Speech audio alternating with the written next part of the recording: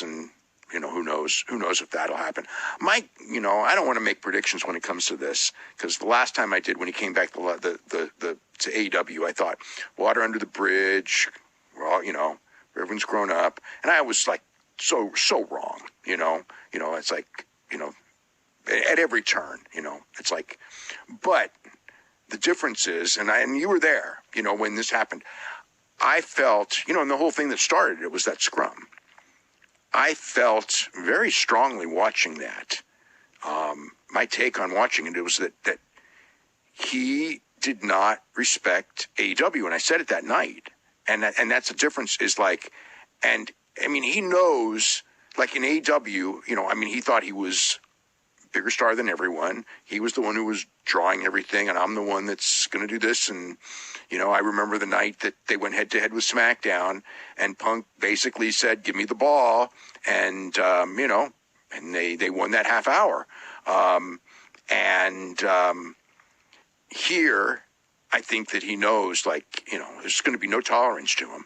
Like, if he, like, whatever, if he screws up, then they know it, and I just don't think he's going to do it. I think that he's going to go in there, and I think that, like, the people who made it in WWE, I think he's going to respect for making it in WWE. Whereas with, in AEW, he certainly talked like, when he brought up, like, Adam Page, basically this guy was one of the biggest stars in the company from day one, and pretty much goes, he'd never done anything anywhere. He'd never been anywhere and done anything. And it's kind of like, well, he doesn't, and a lot of ex-WWE guys are like that. And those are the guys, in AEW that probably, have been very negative in AEW. I think one of the things is if you're an ex-WWE guy and you go in there and you're just waiting to go back to WWE, and there are a few of those guys on the roster right now, I don't think it really serves much of a purpose for you in AEW. And I don't think Punk was like that when he came in. I think that Punk, when he first came in, I think that he was very happy to be there and with, the company on his back and all that. But things happened, and once they happened, that it was one thing after another. That was the problem. It wasn't just one thing. And and you could look at that and go, look at the track record. Why would WWE hire him? Everything is going great. And it's like, something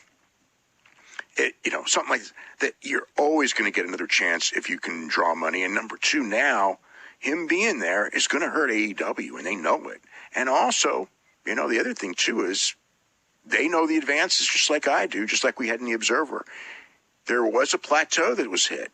You can, when you look at that, you could see that, like, they've been on fire, and they're on fire to a degree, but there are cities that are down, which, for most of this year, there was almost no shows that were down in the, like if you would go, let's just San Jose, right?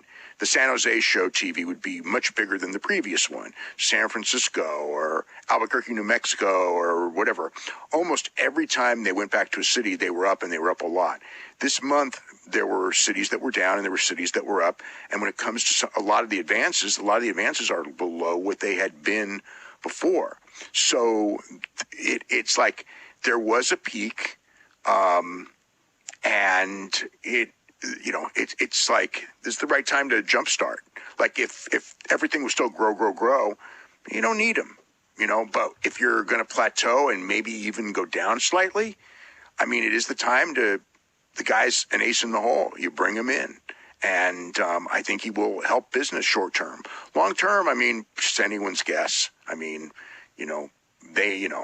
Time will tell on this one.